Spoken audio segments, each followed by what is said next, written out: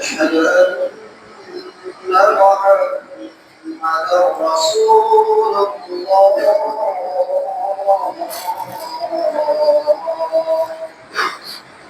حي على الصلاة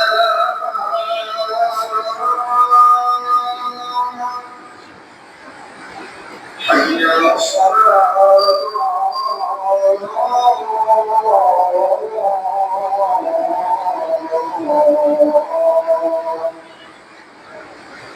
حي على الفلاح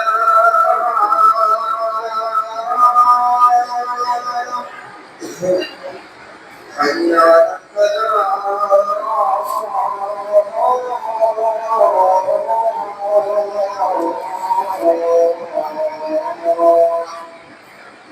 الله أكبر الله أكبر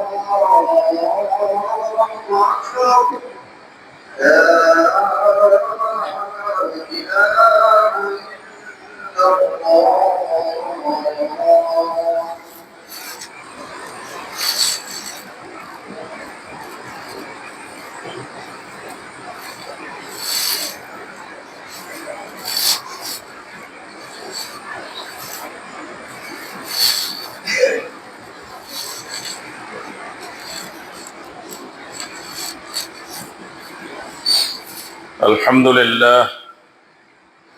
الحمد لله أحمده وأستعينه وأستغفره وأستهديه وأؤمن به ولا أكفره أو أعاد من يكفره وأشهد أن لا إله إلا الله وحده لا شريك له وأشهد أن محمدا عبده ورسوله الذي أرسله بالهدى ودين الحق والنور والموعظة على فترة من الرسل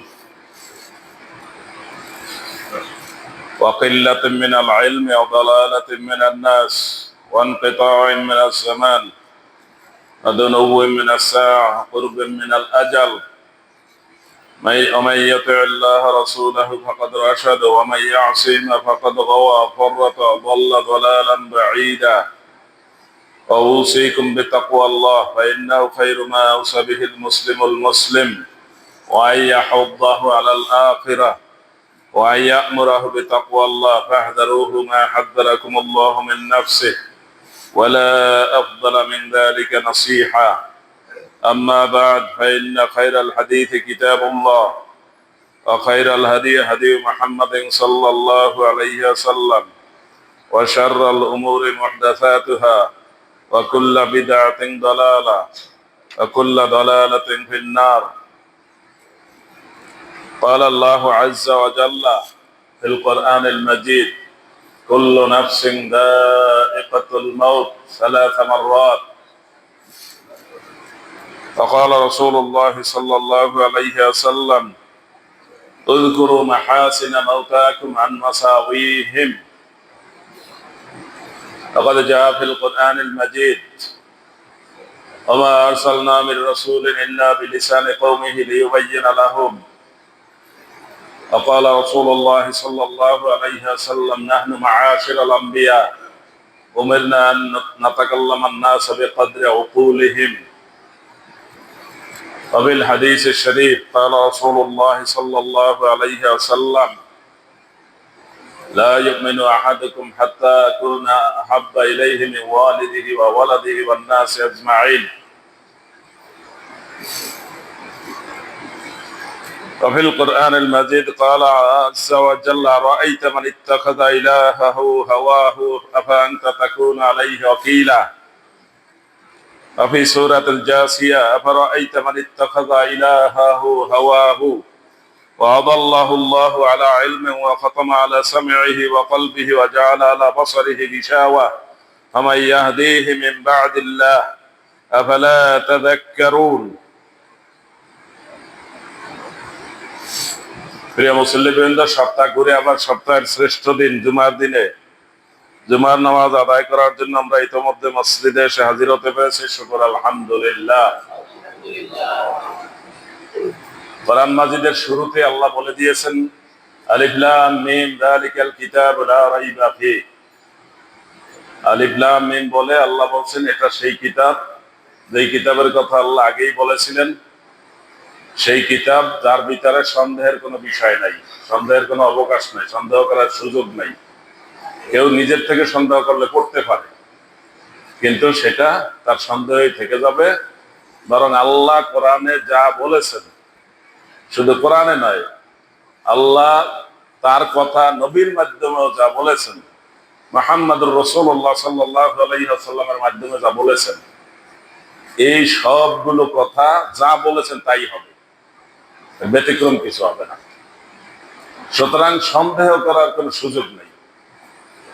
তার মধ্যে অন্যতম একটি কথা হচ্ছে, যেটা আল্লাহ কোরআন নবীতে অন্তত 3 বার বলেছেন, কুল্লু নাফসিন যায়িকাতুল মাউত। প্রত্যেক প্রাণী, প্রাণ যারা আছে, দুনিয়াতে প্রাণ নিয়ে আসতে পারছে অথবা দুনিয়ায় আসতেই পারে নাই, তার আগেই প্রাণ চলে গেছে। প্রাণ আসছিল কিন্তু দুনিয়াতে আসার আগে চলে গেছে। আর দুনিয়াতে প্রাণ নিয়ে যে আসতে পারছে, তাকেও কি করতে হবে? মৃত্যুর স্বাদ নিতে হবে। মানুষের ক্ষেত্রে জন্মগ্রহণ করাটাও একটা কষ্ট, দুনিয়াতে আসা কষ্ট, আর মৃত্যুর সময় সে সময় কষ্ট। আসার সময় কষ্টটা আমরা দেখতেছি, যার পেটের ভিতর থেকে বের হয় তার যেমন কষ্ট হয়, যে আসে তারও কষ্ট হয়। এই কষ্টের মধ্যে কিছু উপকারিতাও আছে, আল্লাহ ওইভাবে উপকারিতা রাখছেন। শিশুটা যখন তার ভ্রূণের বয়স মায়ের গর্ভে 4 মাস হয়, তখন তার ভিতরে জীবন দেওয়া হয়, প্রাণ দেওয়া হয়। সেই 4 মাস পর থেকে এই শিশুটা নড়াচড়া করা শুরু করে। দুনিয়াতে আসার আগ পর্যন্ত সে এটার ভিতরেই থাকে, নড়াচড়া করে। তার চারিপাশে পানি, তার গায়ে কোনো আঁচড় লাগে না, চাপ লাগে না, ব্যথা লাগে না। গায়ে যদি চাপ পড়ে, তার আগে মায়ের গায়ে চাপ পড়বে, ওই চাপে মা সাবধান হয়ে যাবে, ওর গায়ে কোনো চাপ পড়তে পারবে না। এই যে চাপ নাই, শুধু পানির মধ্যে সে ভাসে, পানির মধ্যে থাকা, চারিপাশে পানি, স্পর্শকাতর অবস্থা। এই অবস্থায় দুনিয়াতে আসলে তার অবস্থা কি হবে? তার গায়ে কিছু লাগবে তো অসুবিধা হবে। এই জন্য জন্মগ্রহণের সময়, ওখান থেকে বের হওয়ার সময় আল্লাহ মা এবং শিশু দুইজনকে একটা চাপের মধ্যে রাখেন। এই চাপের মধ্যে মা 5-6 মাস পর থেকে সে নড়াচড়া কম করে, তার মানে তার হাত পা নড়াচড়া কম করে, তার জোড়াগুলো নড়াচড়া কম করে, তাহলে এগুলো প্রায় অবশ। আর শিশু তো পানির মধ্যে ভাসে, সে তো এখন পর্যন্ত কিছু কষ্ট বুঝেই নাই। এই দুইজনকে আল্লাহ একসাথে একটা চাপা দিবেন, যাতে মা এই যে 5-6 মাস পর্যন্ত নড়াচড়া করে নাই, ওই নড়াচড়া একদিনে করে হবে। একদম হাত পা সব অবশ যে ছিল, সব ইজি হয়ে যাবে। যন্ত্রণায় এমন ভাবে হাত পা নাড়বে, এই কয়দিনে যা নাড়ে নাই ওগুলো সব কাজা হয়ে যাবে।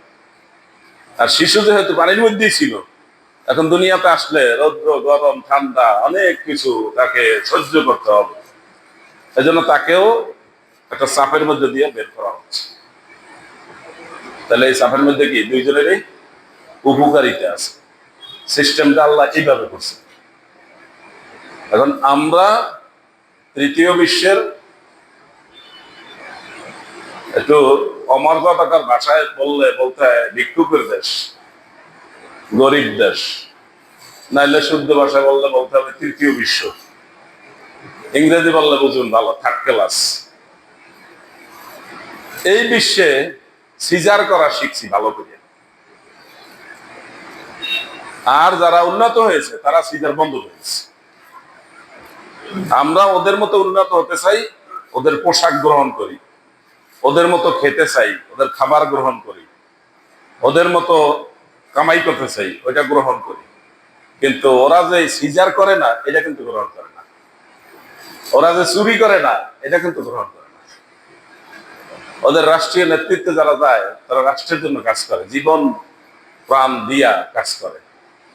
আর আমাদের দেশে অধিকাংশই জীবন প্রাণ দিয়া চুরি ডাকাতি করে। ইতিমধ্যে হাজার হাজার কোটি টাকার বলে নাকি ঋণ টিন হয়ে গেছে। রাষ্ট্র চলছে কয়দিন? এখন যাদের হাতে তাদের হাতে চলছে কয়দিন? এর মধ্যে কি হয়েছে পত্রিকায় নিউজে দেখতে পারো। এটাই হলো আমাদের এই তৃতীয় বিশ্বের থার্ড ক্লাস দেশের বড় বৈশিষ্ট্য। এই জন্য আমাদের দেশটা উন্নত হয় না, লেখাপড়া ফ্রি পায় না, চিকিৎসা ফ্রি পায় না। অথচ আমাদের মতো এই গরিব রাষ্ট্র ছিল, তাদের দেশে এগুলো সব ফ্রি হয়ে গেছে। রাষ্ট্রের মালিক জনগণ, জনগণের এগুলো সব টাকা দিয়ে কেনা লাগে। তো সিজার করা দুইটা বড় ধরনের ক্ষতি। একটা হলো মা চিরতরে পঙ্গু, ভারী কোনো কাজ করতে পারবেন না, এবং সন্তান এরপর একটা নেওয়ার সময় তার জীবনটা ঝুঁকির মধ্যে থাকবে, তারপর একটা আরো ঝুঁকি বাড়বে, এরপর কতদূর বাড়বে আমি জানি না। আর শিশুর জন্য যেহেতু উনি এই শিশু স্বাভাবিক রাস্তায় আসে নাই, আল্লাহ যায় তাকে এতদিন আরামে ছিল, এটা একটু চাপ দিয়ে সোজা করিয়া শরীরটা একটু ই করে টাইট করে জামা কাপড় গোছায় গেছে থাকলে ওরা করে কি স্ত্রী দিয়ে গরম দেয় না, ছাকা দিয়ে সোজা করি, তো ওরা ছাকা দিয়ে সোজা করি আসার সুযোগ হয় নাই। আরে কি করছে লোকেরা কেটে ওখান থেকে ধরিয়ে উঠে নিয়ে আসছে। এই জন্য সে চিরতরে দুর্বল থাকবে, রৌদ্রেও যাইতে পারবে না, ঠান্ডায় যাইতে পারবে না, বৃষ্টিতেও যাইতে পারবে না, বৃষ্টি ছাড়াও হাঁটতে পারবে না, সারা জীবন কি থাকবে দুর্বল। কয়টা উপকারিতা? মায়ের উপকারিতা হলো মা চিরতরে পঙ্গু হবে সিজার করলে। আর শিশুর উপকারিতা কি? শিশু সবসময় দুর্বল থাকবে। আমরা কিন্তু সিজারে অভ্যস্ত হয়ে গেছি, কারণে অকারণে সিজার। আর সিজার করার জন্য সিজার কোম্পানি যারা আছেন, সিজার কোম্পানি ছিলেন তো, এখানে সিজার করা হয়, তারা প্রথমে একটা মিথ্যা কথা বলে, বাচ্চার যেখানে আছে জরায়ের ভিতরে পানি কমিয়ে গেছে, পানি শুকিয়ে গেছে, এটা মিথ্যা কথা। 2 নম্বর মিথ্যা কথা কয় যে বাচ্চা উঠেই গেছে। 3 নম্বর মিথ্যা কথা কয় বাচ্চা পায়খানা করে গেছে, এই দেখেন এই যে পায়খানার রং আসছে। এরপর আরো যত মিথ্যা কথা লাগে এগুলো সব বলে। মিথ্যা কথার উদ্দেশ্য কি? সিজার করা। যদি এই সিজার কোম্পানির কোনো সদস্য থাকেন মনে কষ্ট পাবেন, কিছু বলার কিছু নাই, এইভাবে করেই আমাদের সিজার গুলো হয়ে যায়। বরং ওই ক্লিনিকে নেওয়ার সাথে সাথে রোগীর অবস্থা বেশি ভালো না, ব্যথা ট্যাথার সমস্যা আছে, একটা ইনজেকশন দেওয়া লাগে, তো ইনজেকশনটা দিচ্ছে। কিসের ইনজেকশন দিচ্ছে আপনাকে কিন্তু বলে নাই। কি ইনজেকশন দিচ্ছে? পেইন যেন না ওঠে, ডেলিভারির জন্য ব্যথা উঠতে হবে মায়ের, ব্যথা যেন না ওঠে সেজন্য একটা ইনজেকশন দিয়ে ব্যথাটা বন্ধ করে দেয়, পরে সিজার বাধ্যতামূলক।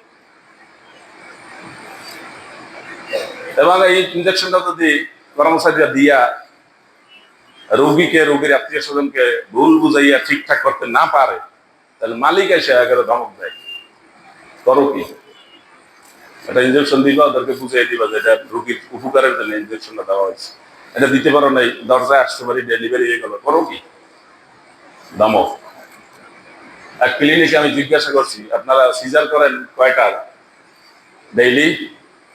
ডেইলি করি 5-6টা। এটা জেলা লেভেলের একটা ক্লিনিক, আমাদের নিজস্ব জেলা। নর্মাল ডেলিভারি কয়টা? মাসে 2-3টা হয়। কোনটা বুঝতে পারছেন? ওই আস্তে আস্তে ওদের ক্লিনিকে ঢোকার আগে পথে যেটা ডেলিভারি ওইটা, আর যেটা সিস্টেম করতে পারে না এটা, এরকম 2-3টা হয় মাসে। তাহলে এগুলো ইচ্ছায় হয়, ওরা সারতে পারে নাই, ধরতে পারে না, এই জন্য হয়ে গেছে। নর্মাল ডেলিভারি ওরা কোনো সময় করবে না, নর্মাল ডেলিভারি করলে ক্লিনিক চলবে না। মানুষের ক্ষতি করে ব্যবসা, মানুষের জীবন নিয়ে খেলা। এই সিজারের ব্যাপারে আগেও বলছি, এখনো বলছি, সিজার না করার চেষ্টা করবেন। আগে আনন্দের সাথে সিজার করতো, আর নতুন নতুন মা যারা হয় তারা মনে করে নর্মাল ডেলিভারি কতটাই কষ্ট, দুনিয়া মনে একাকার হয়ে যাবে, তার চেয়ে আমি সিজার হবে, কোনো কষ্ট নাই। কিন্তু নিজে যে জীবনের তারে পঙ্গু হয় এটা বুঝে নেই। এই ভুল বুঝানোর কারণে এই কাজগুলো হয়ে যাচ্ছে।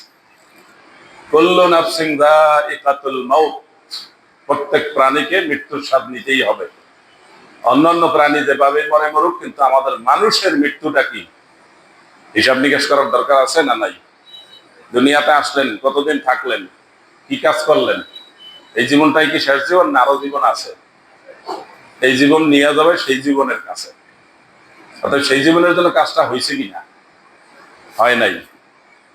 সুতরাং আপনি মরে যাবেন, দুনিয়াতে অন্যান্য প্রাণীর মতো আসছেন, খাওয়া দাওয়া করছেন, মরে গেছেন। এরকমই একজন মানুষ যদি মরে যায়, তাহলে তার জন্য অনেক কিছু করা দরকার নাকি? যেহেতু একজন লোক দুনিয়াতে আসছে, সে কোনোদিন নামাজ পড়তে পারে নাই, এত ব্যস্ত ছিল, কোনোদিন রোজা থাকতে পারে নাই, তার ব্যথার রোগ ছিল। রমজান আসলে কি হয়? ব্যথার রোগ সৃষ্টি হয়। এইভাবে করে হালাল হারাম কোনোদিন চিনে নাই, মারা গেছে। এখন আমাদের দায় পড়ছে কি, যে ওই লোকটারে সুন্দর করে জানাজা দিয়া, হুজুরি দিয়া, কান্দা কাটতে একেবারে বেহেশতে বসিয়ে দেওয়া। এটা আমাদের দায় আছে না? দায় আছে? হ্যাঁ, বলেন না কেন? দায় আছে? অনেকেরই দায় আছে। কারণ আমরা তো একজনেরও এরকম যে ও এই সমস্ত ইমানের কোনো কাজ করে নাই, ঠিক আছে ওরা ওখানে দাফন দিয়ে রাখো, বা এই কবরস্থানে দিও না, অন্য এক জায়গায় দিয়ে রাখো। ইমানদার লোকের কাছে দেওয়া যাবে না। এই মাসালা আছে এরকম, শুনছেন? যে ইমানের কোনো কাজ করে নাই, তার ইমানদারের মধ্যে কবর দিতে নিষেধ। ইমানদারের কাজ আছে না নাই? কি আছে? এক নম্বরে তাকে ইমান নিতে হবে, আল্লাহকে বিশ্বাস করতে হবে, তার একজন স্রষ্টা আল্লাহ আছেন, তার একজন রিজিক দাতা আছেন, তার জীবন মৃত্যু ওই আল্লাহর হাতে, এটা তার বিশ্বাস করতে হবে। এই বিশ্বাস করার, এই ইমান শেখার উনি সময় পাইছে? পায় নাই। আমাদের দেশের যারা মন্ত্রী মিনিস্টার হয়, ওরা কি এগুলা করার সময় পায়? পায় না। দেখেন না, এক মন্ত্রী দোয়া করতেছে তার বাবার জন্য, যে তারা জাহান্নামের একেবারে সর্বোচ্চ যেটা, ওইখানে যেন পৌঁছে দেওয়া হয়। জাহান্নাম কোনটা, জান্নাত কোনটা, এটাও সে পার্থক্য জ্ঞান তার হয় নাই। সে লেখাপড়া করে কি হয়েছে? মন্ত্রী হয়েছে। আমার এক মন্ত্রীর দেখি সংসদে প্রস্তাব উত্থাপন করবে, তারে 3-4 জনে পাশ দিয়ে শিখাই দেয়, তারপর বলতে পারে না। কয় নম্বর কি এটা? বলবো কি? কোন শব্দ বলতে হইবে না? মূর্খ না বলদ না পাঠা, কোনটা বলবো? 3-4 জনে পাশ দিয়ে বলে দেয়, স্পিকার 3 বার বলে দেয়, তারপরও সে বলতে পারে না। এই হলো বাংলাদেশের মন্ত্রী। দুঃখ যে কপালে কত আছে। প্রাথমিক বিশ্ববিদ্যালয় শুনছেন? হ্যাঁ, প্রাথমিক বিশ্ববিদ্যালয় কোনটা? আস্তাগফিরুল্লাহ, আমাদের কপালে যে কত ভোগ আছে। এগুলো তো শব্দের যুদ্ধ, আর ভিতরে ভিতরে যুদ্ধ যে কত চলতে আছে এখন, কত কিছু প্রতিষ্ঠিত করার জন্য, অন্যায় প্রতিষ্ঠা করার জন্য। আল্লাহ এদেরকে হেদায়েত করুক, নাহলে এদেরকে ধ্বংস করুক।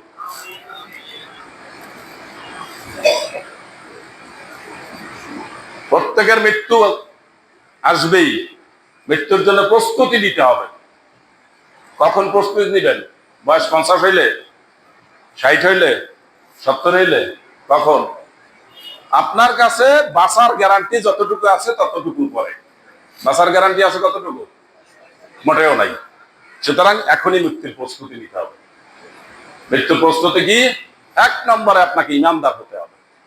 আপনার দুনিয়াতে অনেক কিছু আছে, আপনার কিছুই নাই, ইমান নাই, আপনি শেষ।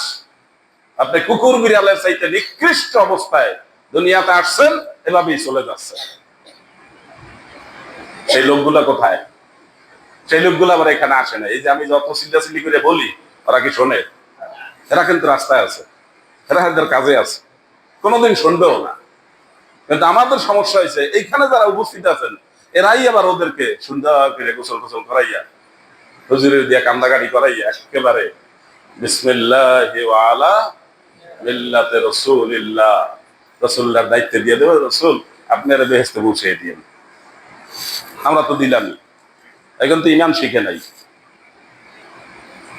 ইমানের কোনো কাজও করে নাই।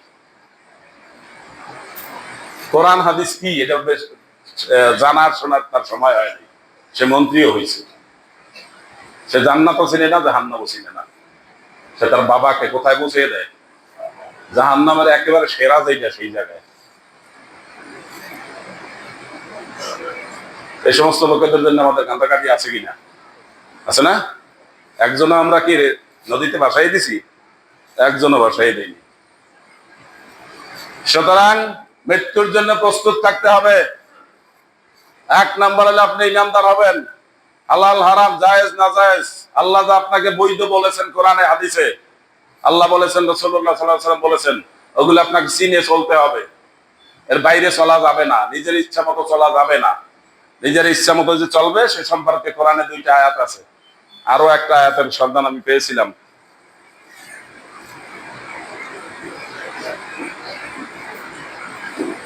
সে আয়াতের মধ্যে আল্লাহ বলছেন, আরা আইতা মান ইত্তাখাযা ইলাহাহু হাওয়াহু, যে তার মনের ইচ্ছাটাকে, প্রবৃত্তিকে, মনে যা চায় তাই এইটাকে একটা ইলাহ বানিয়েছে, দেবতা বানিয়েছে, এবং সেই অনুসারে চলে।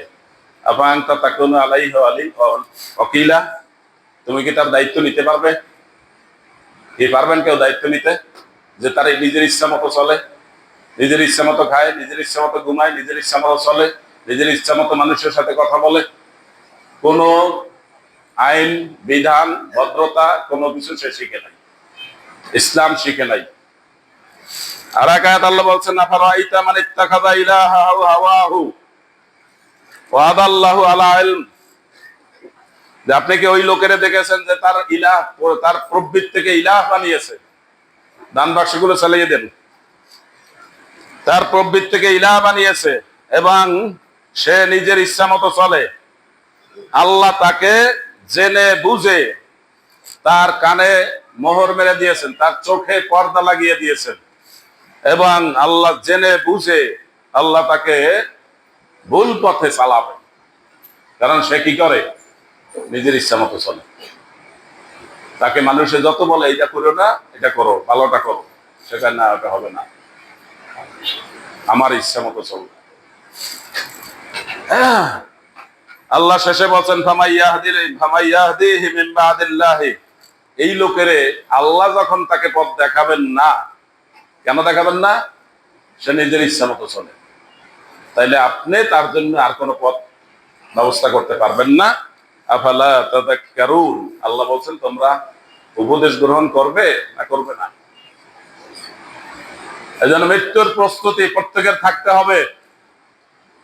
এই সমস্ত অবস্থা, ইমানের বিষয় সব বুঝে শুনে অন্যতম একটা দিক হলো ঋণগ্রস্ত আপনি থাকবেন না।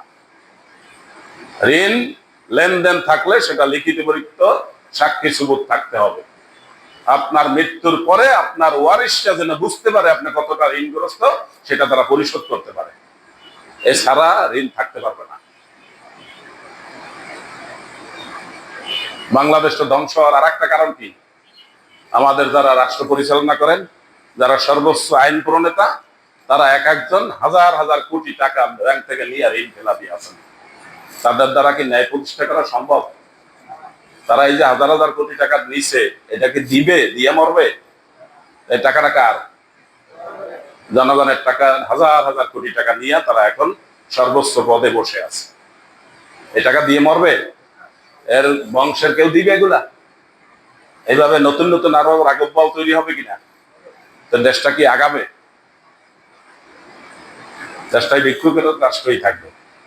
লেখাপড়াও ফ্রি পাবেন না, চিকিৎসাও ফ্রি পাবেন না, নিরাপত্তাও পাবেন না। সুতরাং মৃত ব্যক্তির ব্যাপারে পরিষ্কার থাকতে হবে, ঋণগ্রস্ত থাকতে পারবেন না। মৃত ব্যক্তি যখন মুমূর্ষু অবস্থায় থাকবে তখন তার কাছে সূরা ইয়াসিন তেলাওয়াত করতে হয়। সূরা ইয়াসিন তেলাওয়াত করার মতো লোক আপনার ঘরে আছে? নাই।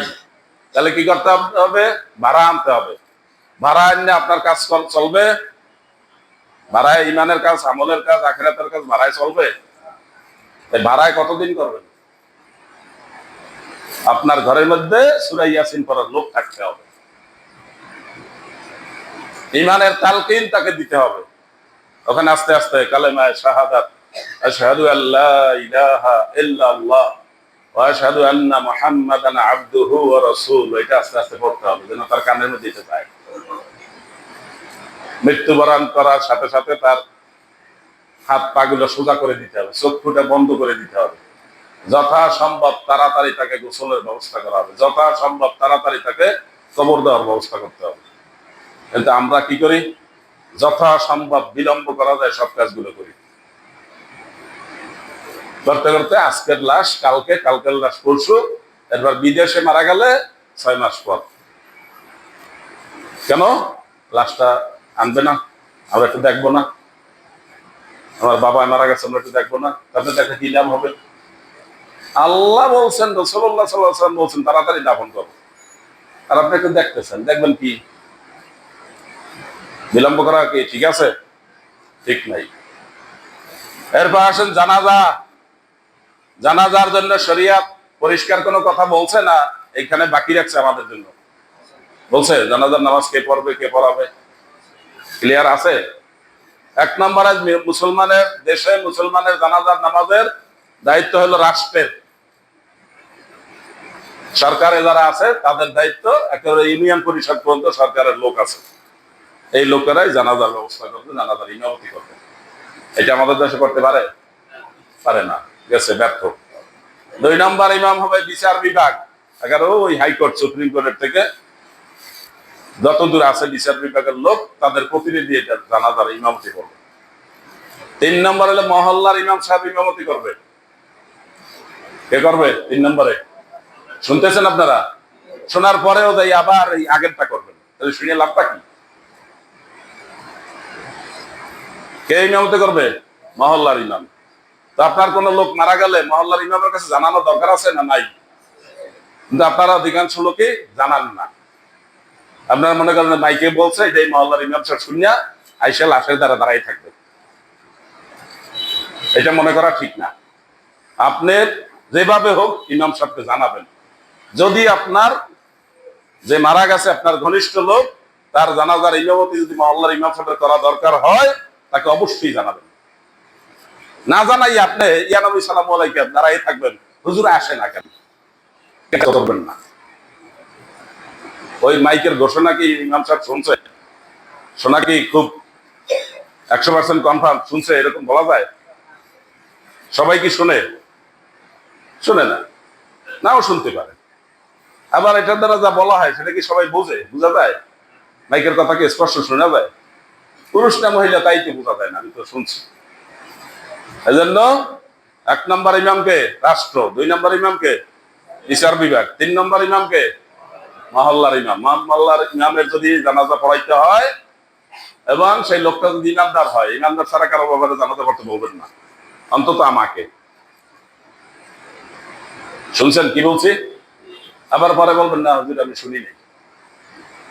আপনার যে আত্মীয় মারা গেছে সে যদি ইমানদার লোক না হয়, তার যদি ইমানের কিছু পরিচয় না থাকে, তাইলে তার জানাজা পড়াতে আমাকে বলবেন না।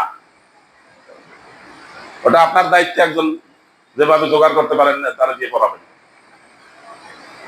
4 নম্বর ইমাম হলো ওই মৃত ব্যক্তির কাছের লোক, মহল্লার ইমামও নাই অথবা যে কোনো কারণে তিনি নামাজ পড়াবেন না। এখন নামাজ পড়াবে কে?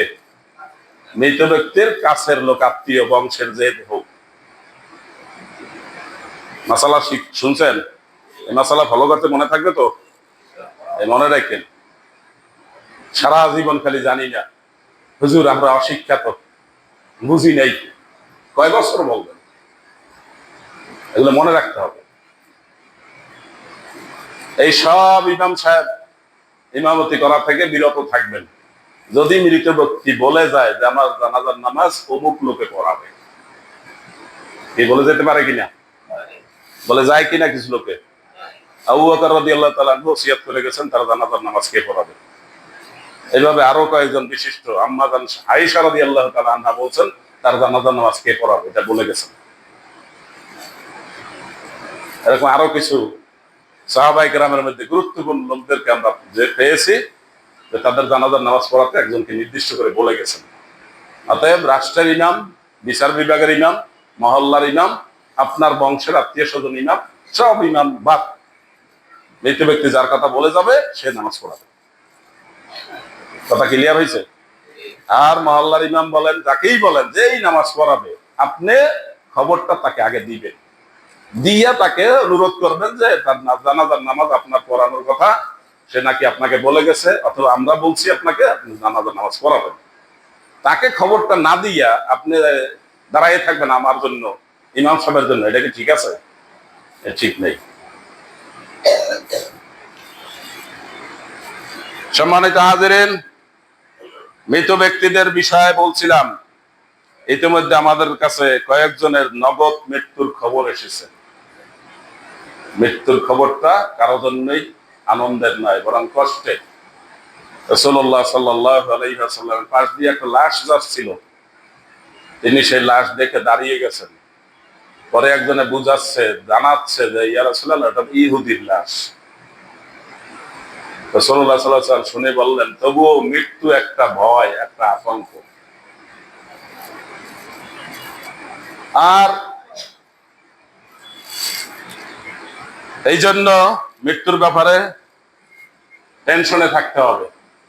নিশ্চয়তা মোটেও আপনার সামনের দিকে এক মুহূর্ত নাই। সুতরাং আপনি এই ব্যাপারে প্রস্তুত থাকবেন। কোন ঋণগ্রস্ত অবস্থায় মরার চেষ্টা করবেন না।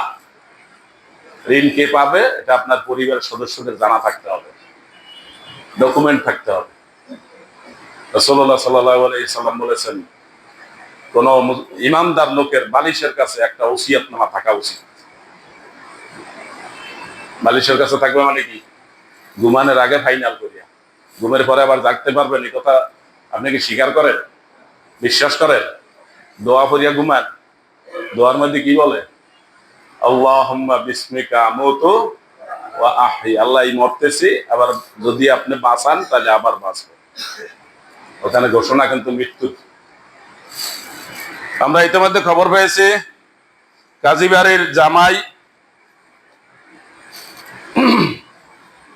কাজী আব্দুল করিম সাহেবের তৃতীয় মেয়ের স্বামী বাবুল নামে, তিনি গতকালকে সন্ধ্যায় ইন্তেকাল করেছেন। বদরের পরে আমরা জানাজা পড়েছি। তার জন্য আমরা দোয়া করি, আল্লাহ তার নেক আমলগুলো কবুল করুন, তার বদ আমলগুলো আল্লাহ মাফ করে দিন, তার পরিবার পরিজন যারা বেঁচে আছে সবর করার তৌফিক দান করুন। আরো একজন কাজীবাড়ির সদস্য কাজী মিজানুর রহমান, কাজী আব্দুর রশিদ সাহেবের বড় ছেলে, তিনি মারা গেছেন। এই এলাকায় থাকেন না, একটু দূরে থাকেন। তিনি মারা গেছেন, তার জন্য দোয়া চেয়েছে তার পরিবার, তার আত্মীয় স্বজন, বংশের লোকেরা। আমরা তার জন্য দোয়া করি, আল্লাহ তার নেক আমলগুলো কবুল করুন, বদ আমলগুলো মাফ করে দিন। এবং সাথে সাথে আমরা যেন প্রস্তুত থাকি, এই যে লোকের একজনের পর একজন চলে যাচ্ছে, আমাদেরকে কি খবর দেয় যে আপনারাও রেডি হন। আমরা কি বলি? ইন্না লিল্লাহি ওয়া ইন্না ইলাইহি রাজিউন। তার মানে কি আমরা যাবো না? না, আমরা আল্লাহর জন্য, আমরা আল্লাহর কাছে ফিরে যাবো। এই যে যাচ্ছে একজন, এই যে যাচ্ছে আর একজন, এই যে একজনের পর একজন যাচ্ছে, আমরাও যাবো। সুতরাং সবাই প্রস্তুত থাকতে হবে। আল্লাহ আমাদের প্রস্তুত থাকার তৌফিক দান করুন। هذا ما عندي والعلم عند الله سبحانك لا علم لنا إلا ما علمتنا إنك أنت العليم الحكيم.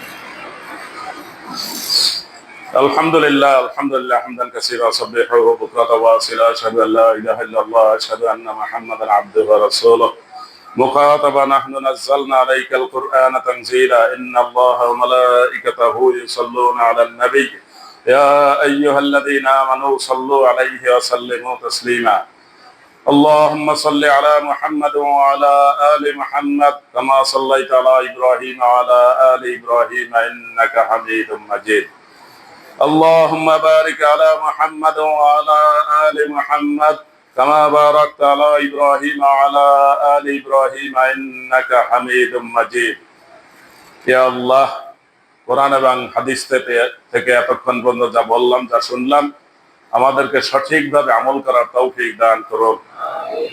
মুহাম্মদুর রাসূলুল্লাহ সাল্লাল্লাহু আলাইহি ওয়াসাল্লাম সহ দুনিয়াতে যত নবী রাসূল এসেছেন, আল্লাহ তাদেরকে আপনার কাছে সর্বোচ্চ সম্মান দান করুন।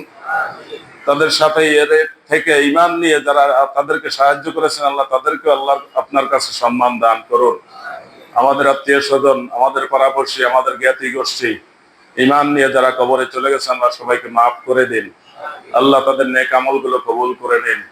ইতিমধ্যে আমরা যাদের মৃত্যুর খবর পেয়েছি, খুব শীঘ্র আজকে এবং কালকে আল্লাহ যাদের নাম এখানে উচ্চারিত হয়েছে, আল্লাহ তাদের নেক আমলগুলো কবুল করুন। আল্লাহ আমাদেরকেও সবাইকে নেক আমল করে মৃত্যুর জন্য প্রস্তুত থাকার তৌফিক দান করুন। ঋণগ্রস্ত লোকের জানাজা রাসূলুল্লাহ সাল্লাল্লাহু আলাইহি ওয়াসাল্লাম পড়েন নাই। ঋণগ্রস্ত লোককে জান্নাতে প্রবেশের অনুমতি দেওয়া হবে না, যদিও তার সব কিছু ঠিকঠাক থাকবে। ঋণের ফয়সালা হওয়ার আগ পর্যন্ত তাকে জান্নাতে প্রবেশ করার, বেহেশতে প্রবেশ করার অনুমতি দেওয়া হবে না। আল্লাহ আমাদেরকে ঋণগ্রস্ত যেন আমরা না থাকি সেই ব্যবস্থা আমাদেরকে করে দিন। আর ঋণগ্রস্ত থাকলে আমাদের পরবর্তী যারা থাকবে তারা যেন সেটা সুন্দরভাবে পরিশোধ করে দেয়, সেই ব্যবস্থাও যেন আমরা রেখে মরতে পারি, সেই তৌফিক আমাদেরকে দান করুন। আমাদের সন্তান সন্ততিদেরকে আল্লাহ দিনদার, ইমানদার, আমলি হওয়ার এবং সেভাবে গড়ে তোলার তৌফিক আমাদেরকে দান করুন। হালাল হারাম জেনে বুঝে আমাদেরকে চলতে হবে, ইসলামের বিধিবিধান মেনে আমাদেরকে চলতে হবে। হারাম খাওয়া যাবে না, হারাম ভোগ করা যাবে না, অন্যের সম্পদ অন্যায় ভাবে নেওয়া যাবে না, রাষ্ট্রের সম্পদ অন্যায় ভাবে চুরি করলে তাদের জন্য বেহেশতের কোনো সম্ভাবনা নাই। এই কথাটা রাষ্ট্রের দায়িত্বশীল যারা রয়েছেন তাদেরকে বুঝার তৌফিক দান করুন। আল্লাহ তারা ক্ষণে ক্ষণে ইমানদার হয়, ঈদ আসলে ইমানদার হয়, রবিউল আউয়াল আসলে ইমানদার হয়, ইলেকশন আসলে ইমানদার হয়, কিন্তু সবসময় তারা ইমানদার থাকে না। এই যে তারা ভুল পথে আছে, এদেরকে একটু সঠিক পথে আসার বুদ্ধি, মেধা, এদেরকে সতর্ক হওয়ার আল্লাহ তৌফিক দান করুন। এরা মানুষকে ধোঁকা দিচ্ছে, ক্ষণে ক্ষণে ইমানদার হয়ে আসলে তারা নিজেরাই ধোঁকায় পড়ছে। এই ক্ষণে ক্ষণে ইমান, ক্ষণে ক্ষণে বেঈমান, এই অবস্থায় তারা কোনো নাজাত পাবে না। আল্লাহ তাদেরকে বুঝার তৌফিক দান করুন। রাষ্ট্রের সম্পদ যেন তারা চুরি না করে, আল্লাহ সেই তৌফিক তাদেরকে দান করুন।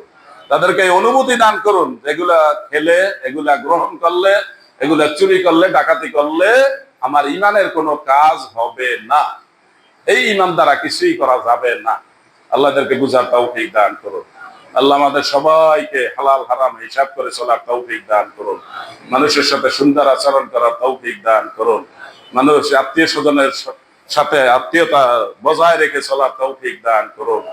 ربنا آتنا في الدنيا حسنة وفي الآخرة حسنة وقنا عذاب النار رب ارحمهما كما ربياني صغيرا ربنا هب لنا من أزواجنا وذرياتنا قرة أعين واجعلنا للمتقين إماما ربنا اغفر لنا ولإخواننا الذين سبقونا بالإيمان ولا تجعل في قلوبنا غلا للذين آمنوا ربنا إنك رؤوف رحيم سبحان ربك رب العزة عما يصفون وسلام على المرسلين والحمد لله رب العالمين